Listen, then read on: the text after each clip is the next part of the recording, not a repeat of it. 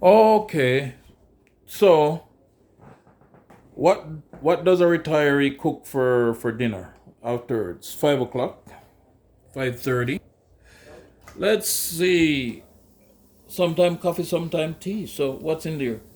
Oh, for two of us, that's enough. Don't have to be fussy.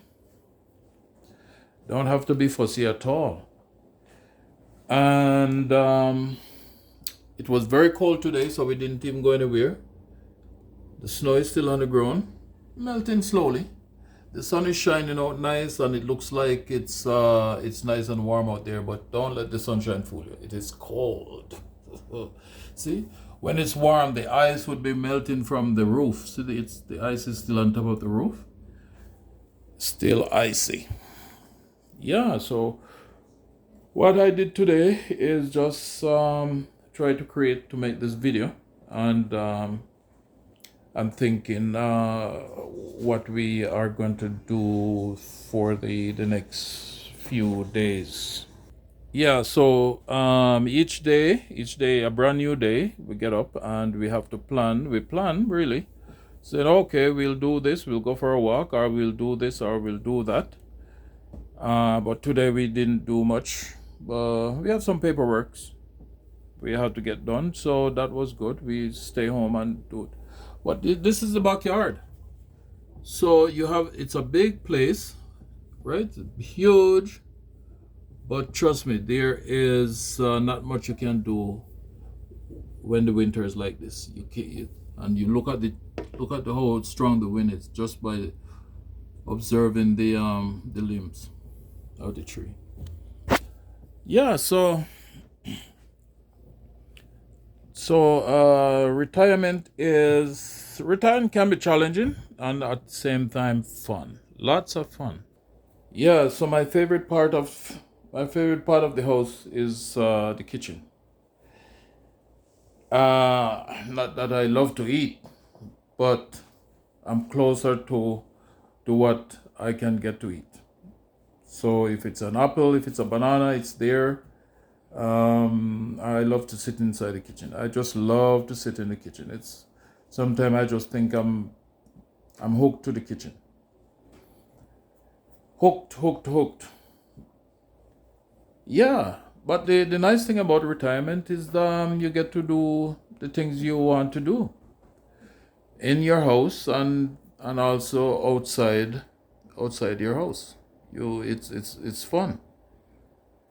But I'll tell you what is not so fun is if you don't plan for retirement and it hit your smack in the face, you get there and you have nothing to fall back on. That's not so fun. So now I'm at the front of the house. Looking out. So this is to tell you that when if let's say for example if you're retired and you're alone, you walk from the back, come to the front, and if you didn't plan your day, this is going to be a back and forth thing which you're going to be bored. So retirement means you got to plan for retirement, and you got to have to plan your days. You got to plan your days. So this is today. Today is what, Friday, and we're getting closer to April, where it get warmer, much warmer than in March, warmer than February. We had the worst February in a long time, right? So this is a view of a retired person, home all day and have nothing to do. You just go from the kitchen to the back, then to the front. But don't go lay your head down on the bed, because that's the one thing that is going to just drain your energy.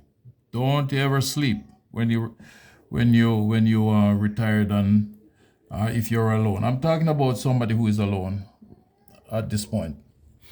So what I would say to people now, I would say to young people now, whatever you do, save for retirement, because when you get close to that age where you know you can't work too much longer, it's a dilemma. It's a crisis. You're in pain, your heart in pain, every part of you is in trouble. Yeah. And so from working all my life and seeing older people, observing older folks after they retired, I said, no way, I don't want this to reach me. Wherein you work all your life, you didn't save your money, and you end up on the street. Whether you are a bag person or whether you sleep in your car, because trust me, the rent is getting more expensive, more and more expensive. So pension alone can't do it. So what I say is to young people now, I said, listen, plan your family. If you have a family of 3 and you can leave it there, your husband, wife, a child, or husband, girlfriend, and a child, if plan for that, because education is not cheap. Education is not cheap. Food is not cheap. Rent or mortgage, not cheap. So all right. So let's say you plan for just 3. Let's say you plan for just 3. That's a smart thing to do. You plan for college for the child. You're planning for retirement for yourself. That is very big. And what I find is in most family, it's either unfortunate or maybe that's how it's set up. I don't know. But I'm not going to say it's set up, because sometimes you could come from the poorest of family and come out to be the most prosperous of of son or daughter or individual. So I'm not going to say it's bad luck and or whatever it is. I'm going to say it's planning. We don't plan right. So you plan for college and you plan for the child's for your retirement. Both of you have to plan for your retirement. How is that going to be done? People ask me, how is that going to be done when you have to? Food is expensive. You you have no second job. You don't have a second income, and it's hand to mouth. How is that? How is that possible? How is that possible? What I find though, and I planned it personally. It happened to me. I planned it, and I see that sometimes I backslide in that area. Wherein you said, okay, let's say for example you're going to work and you were paying $10 a week to go to work. Now you're getting a free ride to work. And let's say it's for that free ride, you work. The person who's giving you the ride is close by their work, or maybe work at your workplace, and they never ask you for a dime. So what do you do with that $10 a week? What do you do with that $10? The smart thing to do is to put it inside a saving box. Just put it there and close your eyes away from it. Just forget it's not there. I don't remember having a saving box. It's not there. Every time you drop it in, it's not there. Even if you need dime for that coffee. But what I had when I was younger, I would say yes. I That happened to me. I'm just speaking from experience. It happened to me. And guess what happened? Something came up, and the first thing I remember was that saving box. So you broke it open and said, you know what? I'm going to start saving it again. I'm just going to use it just for now.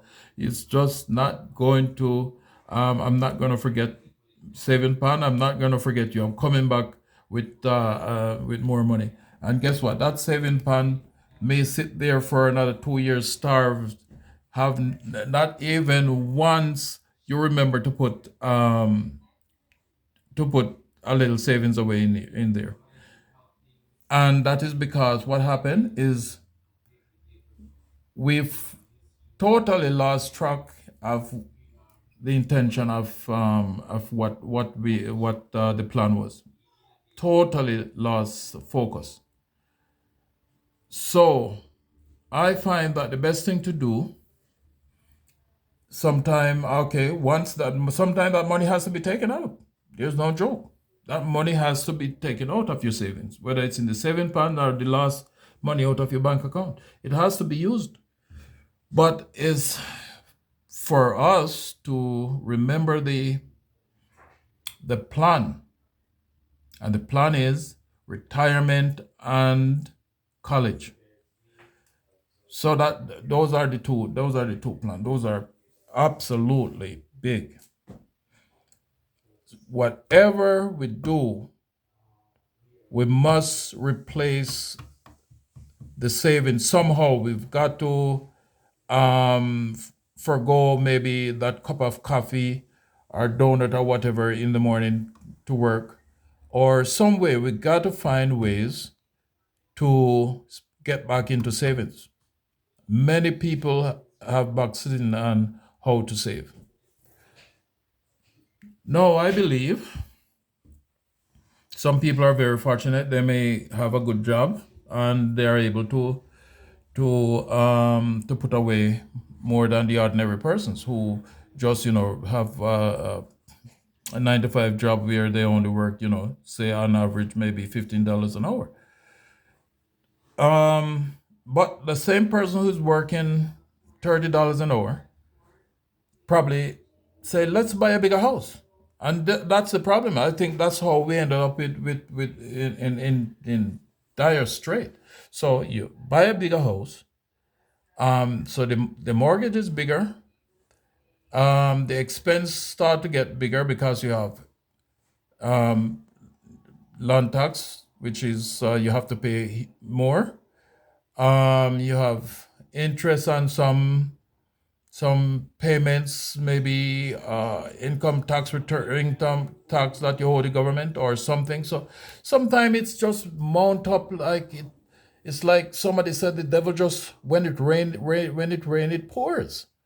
So you have one bill just hit you this year. Suddenly suddenly you didn't expect another bill just hit you. Next thing you use up your credit cards, and 4 or 5 credit cards start piling up. So this is how the story of many people. The story of many people. This is how it goes. But that is one part of how to prepare for retirement is to close your eyes and not away something that just hide away some money that you badly need it, but you still have to find some way to hide it away. All right, so you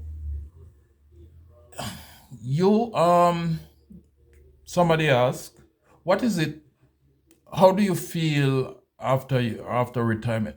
How do you feel? Like, do you feel like this is it, retirement, and this is it? It's everything is your neck start to get soggy, your the neck string start to get one I know a family member of mine.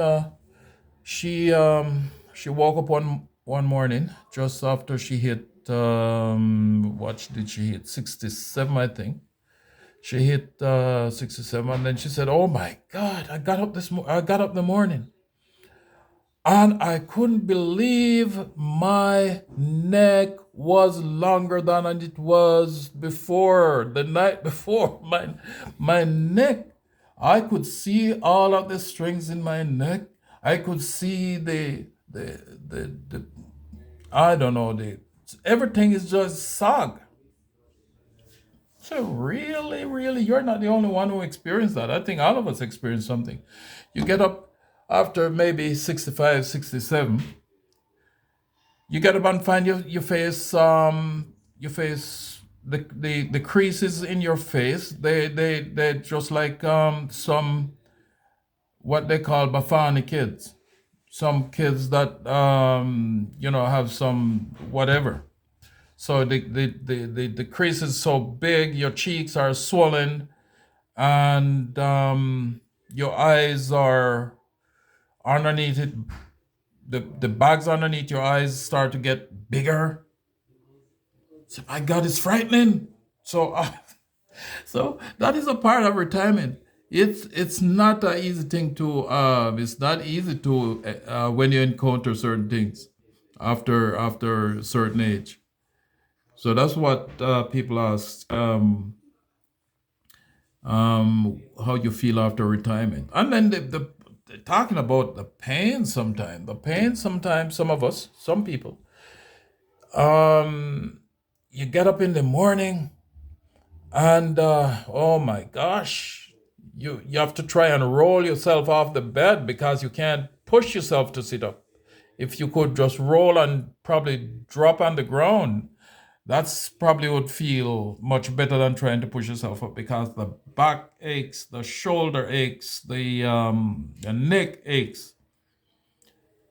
But um I think after I what from experience I can say that, yeah, once you pass that, once you got over, once the frightening aspect of that part of life hit you, you seems to bounce back, because you start to remember that people were talking about, use this certain cream to build up your face, use this certain um whatever it is that you can remember to use to get your skin to tighten up, or whatever it is. So you just jump to it and start to spend. People spend thousands of dollars, the older persons, just to get their skin firm. And of course, some people have got more than one or two facelifts. What they call tummy tuck, bottom tuck, or whatever it is, whatever they use. But people after a certain age, people start to be frightful. I just think then age is a number. Once you're not feeling the pain, I say age is a number. But when you feel the pain, you say, "Oh my God." So anyways,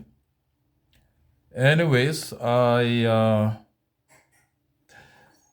yeah. So I'm hoping that my little tip for facing retirement may help some persons, and I will definitely come again and talk more about how not to be fearful of age. Some people are frightened Friday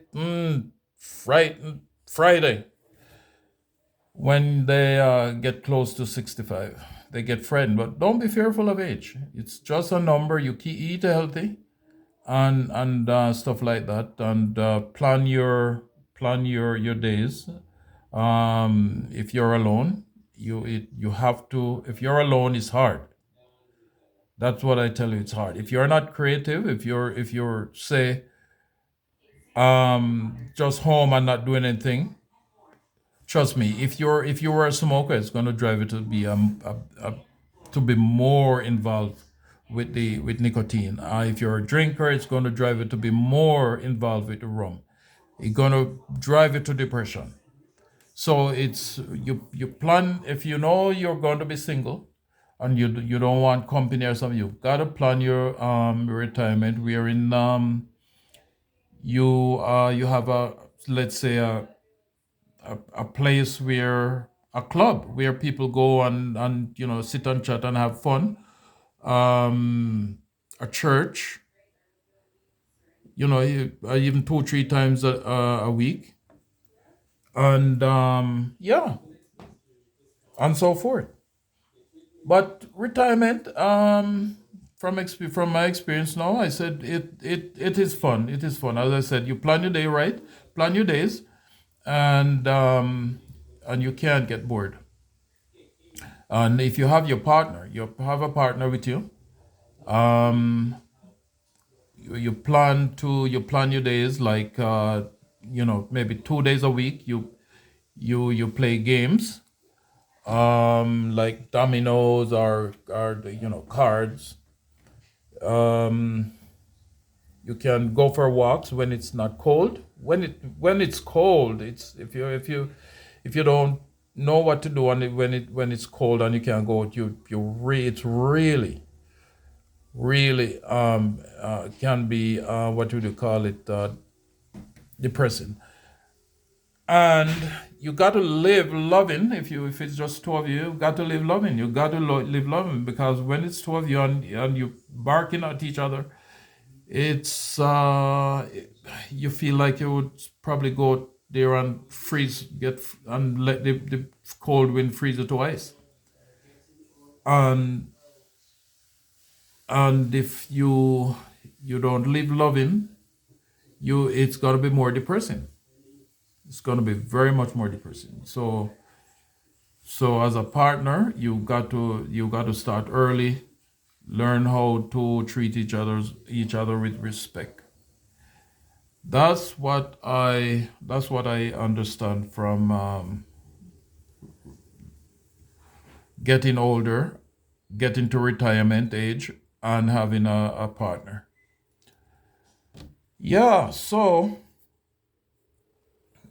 I'll just let you take one more cold look at outside. One more cold look, and we will see you soon.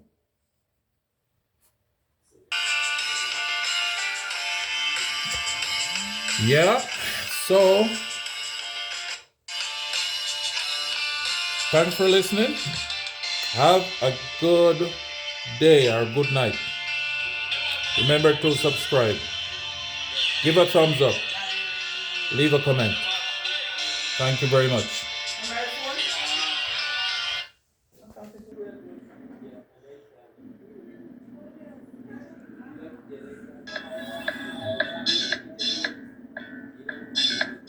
All right. See you later. Take care.